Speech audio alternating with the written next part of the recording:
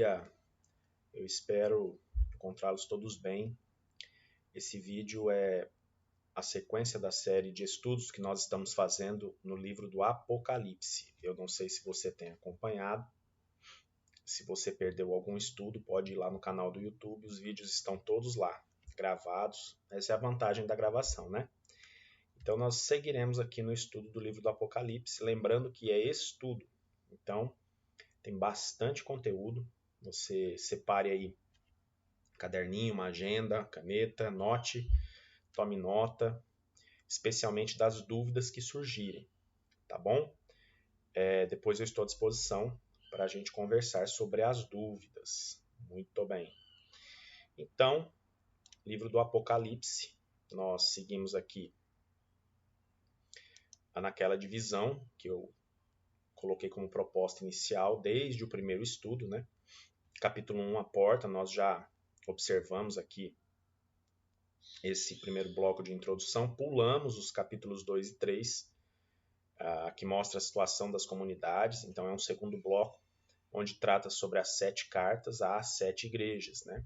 Então a gente pulou capítulo 2 capítulo 3. Falamos da introdução do capítulo 1 e viemos direto para cá, para esse bloco 3, que vai do capítulo 4 ao capítulo 11, que vem apresentar um novo êxodo. Aqui nós temos as visões apocalípticas, do 4 ao 22. Nós estamos no bloco 3, que é do 4 ao 11. E hoje nós seguiremos nesse bloco do novo êxodo, que é o terceiro bloco, que é do capítulo 4 ao capítulo 11. E aí eu gostaria de ficar aqui de lado, inicialmente dizer que, descrevendo a abertura dos selos, porque agora a gente vai entrar num pedaço do texto do Apocalipse que mostra a abertura dos selos. E João vai então descrever o desenrolar das etapas do projeto de Deus, desde o ano 33, o ano, né, da morte de Cristo, até a chegada do dia de Javé, o dia do Senhor, no final dos tempos. Então tá. Uma parte dessas etapas já pertencia ao passado, a outra é uma descrição do presente e a outra parte vem falar do futuro. Com isso, né, as comunidades podiam situar-se, descobrir seu lugar na história e perceber que à altura se encontrava a realização do projeto de Deus. Então, esse era o objetivo. Descobriam que não era o Império Romano que detinha o poder e conduzia os fatos, mas sim Jesus, o Cordeiro Imolado. Por que era importante isso? Eles viviam num contexto de muita perseguição por parte do Império Romano. Então, era necessário que o Senhor, inspirando João, falasse às comunidades iniciais, primeiras comunidades cristãs da história. E eles precisavam desse livro de esperança. Então, Apocalipse é o livro da revelação, mas ao mesmo tempo é o livro da esperança, tá? Inclusive, eu vou pegar ali depois, mais para o final, se eu me lembrar, um livro que se chama Teologia da Esperança, do Jürgen Moltmann, que é um livro fantástico, tá? Se você ainda não leu, faça isso. Se eu tiver ele em PDF, eu vou disponibilizar no grupo da igreja. Senão eu só vou ter ele físico, e aí para eu emprestar esse livro, você vai ter que assinar 4 vias registrado em cartório, porque eu já perdi muito livro emprestando por aí, né? Parece que é um negócio, a pessoa empresta e não te devolve. Mas enfim, brincadeiras à parte, é um livro fantástico, tá bom? Vamos então direto ao texto?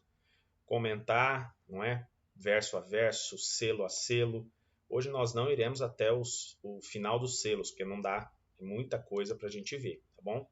Então, Apocalipse 6, nós estamos lá no bloco que vai do capítulo 4 ao 11, nós já vimos o 4, já vimos o 5, e agora é o capítulo 6, tá? Do 1 ao 11, a abertura dos selos, é a temática principal. Do verso 1 ao 8, olha, o passado, a abertura dos primeiros 4 selos, né? Bom, 4 vezes a mesma sequência a gente encontra. O cordeiro abre o selo, um dos 4 seres vivos grita, vem, e um cavalo colorido aparece, e uma praga acontece. Essa é a mesma sequência que aparece 4 vezes. Pode ler lá no texto. Então, o cordeiro abre o selo, um dos 4 seres vivos grita, vem, um cavalo colorido aparece, a praga acontece. Tanto de simbologia que tem no Apocalipse. Os 4 gritos se parecem com o estrondo de um trovão. Que grito? Vem. Pense no estrondo de um trovão, tá? Eles evocam a palavra criadora. Muito bem. Depois de cada grito, então, aparece um cavalo colorido trazendo pragas, guerras, revoluções, fome, morte. Depois de cada grito, né? Na Bíblia, vamos lá, cavalo costuma ser sinal do poder opressor que vem correndo, arrasando com tudo. A gente tem isso lá no Salmo 20, verso 8, 76, verso 6, 147, verso 10, livro dos Salmos, né? A história é como um cavalo, como um tanque de guerra, passa por cima de tudo. Então essa figura do cavalo é muito emblemática e simbólica. Para descrever a visão dos 4 cavalos, João utilizou frases e imagens de 2 visões de Zacarias. Eu já falei, vou falar de novo. O livro do Apocalipse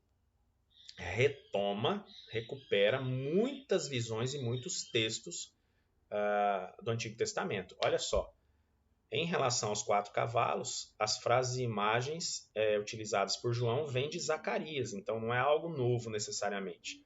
Zacarias 1, versos 8 a 13 e Zacarias 6, verso 1 ao verso 8. Tá? Então é uma recuperação de texto.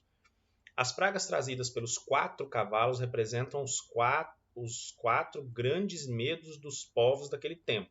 Quais eram os medos do povo daquele tempo? Invasões e passagem de exércitos inimigos, guerras e matanças, fome e carestia e doenças, peste e morte. Tá? O que seria carestia? Um preço superior ao real ou tabelado. Encarecimento geral do custo de vida, qualidade do que é caro, carência, escassez e falta. Então, esses eram aí os medos, 4 grandes medos, né? Tem a ver com invasão e guerra, tem a ver com fome e tem a ver com doença, peste e morte. Né? Muito bem. Por isso, esses 4 cavalos representavam, então, esses medos aí. Bom, essas pragas ou medos são descritas em linguagem simbólica que era familiar ao povo daquela época, né? Vamos lembrar disso também. Elas aludem a acontecimentos desconhecidos para nós, mas conhecidos pelas comunidades daquele tempo. Quais seriam hoje os 4 medos? Terror nuclear, AIDS, violência, desemprego, desaparecimento da camada de ozônio, drogas, câncer, aquecimento global, falta d'água, escassez de alimentos. Eu acrescentaria aqui pandemias, né? Vamos acrescentar aqui pandemias e etc.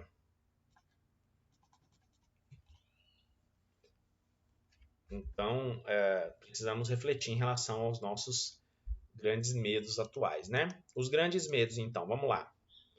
Primeiro selo, veio um cavalo branco, versos 1 e 2.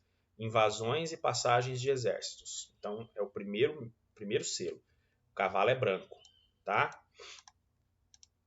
A gente associa um cavalo branco quando vem um príncipe em cima, né? O cavaleiro tem um arco na mão, tá certo? No Brasil, arco e flecha simbolizam o quê? Os índios.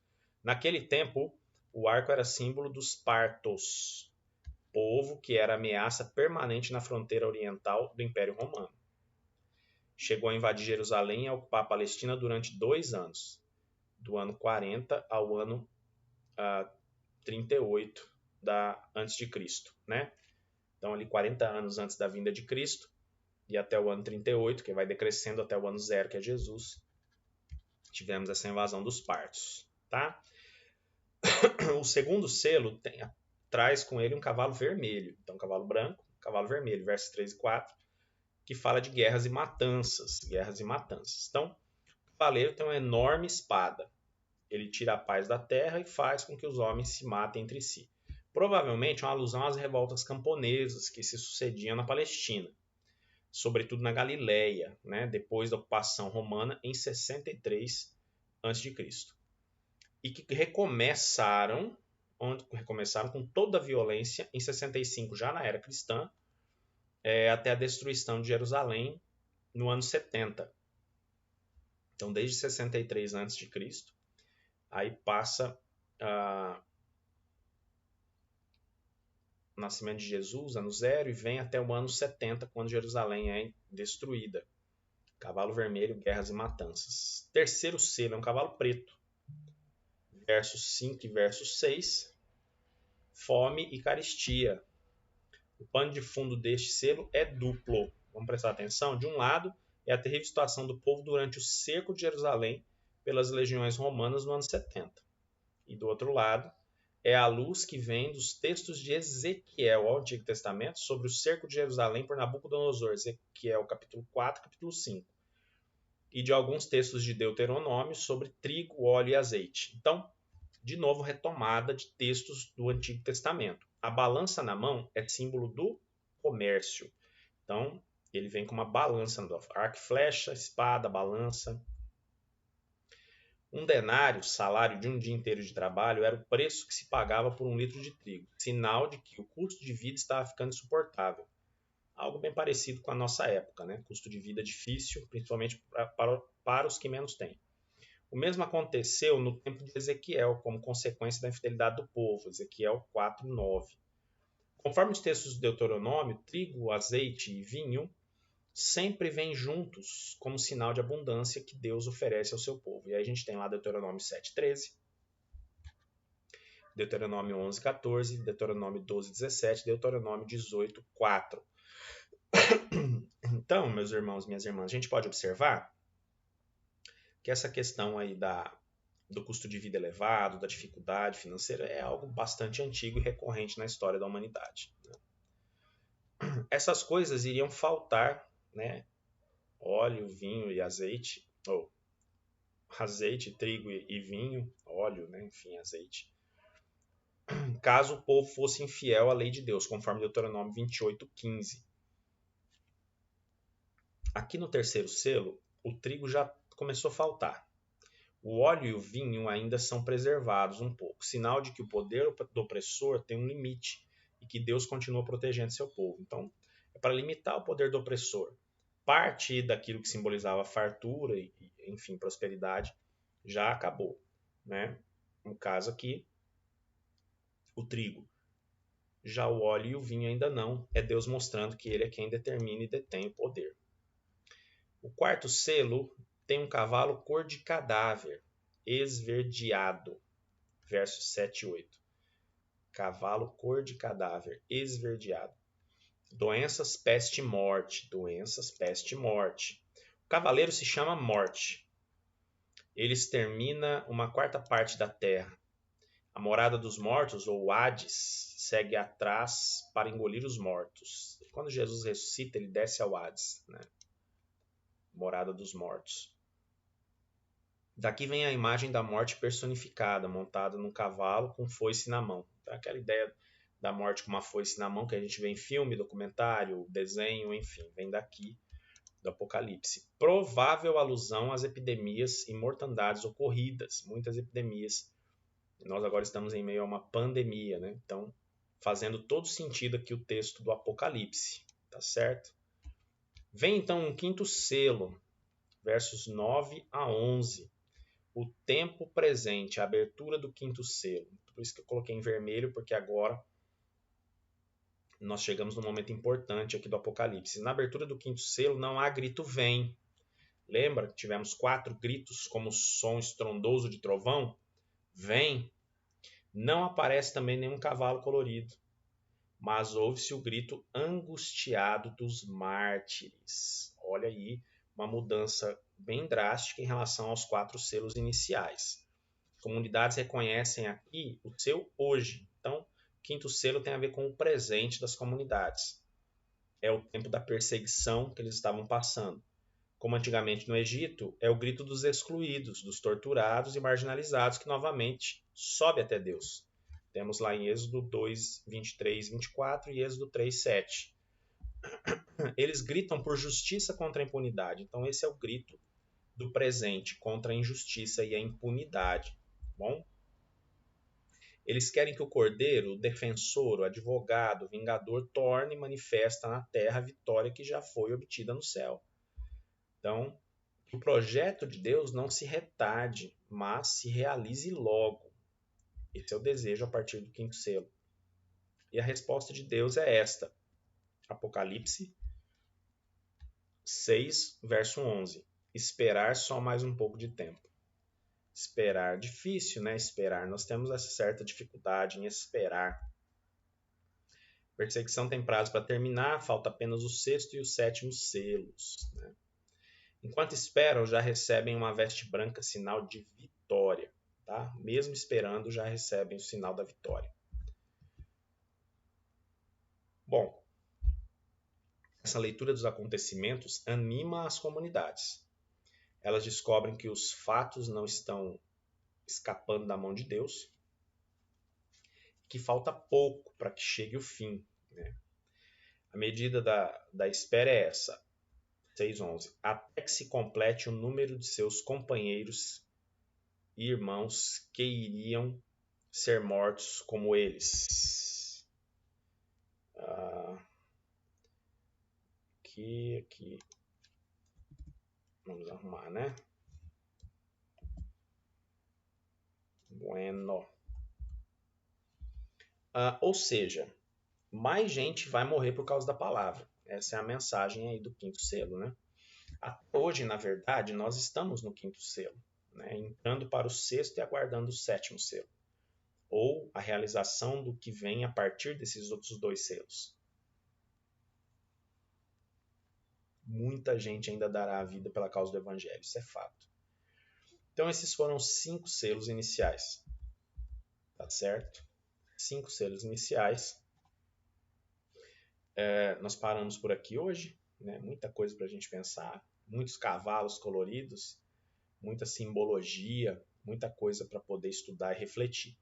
Na próxima semana a gente vai para a abertura dos outros 2 selos. E seguimos no nosso estudo do Apocalipse. Eu espero que esse estudo esteja trazendo certa clareza de entendimento em relação ao Apocalipse. Tem muito misticismo e muito achismo em relação ao Apocalipse. A grande maioria dos textos, das visões, são resgates do Antigo Testamento, como eu tenho mostrado para vocês aí através dos textos. Né? Então, eu acredito que é um estudo muito importante e que a maioria das pessoas que não tem aproveitado esses estudos gravados tem perdido, né? Porque o Apocalipse é bastante complexo. Então essa é uma interpretação bastante clara, né, de fácil compreensão. Pode ser até que você prefira olhar para o Apocalipse com uma outra ótica de interpretação, como eu apresentei na primeira aula. A primeira aula é crucial para todo estudo.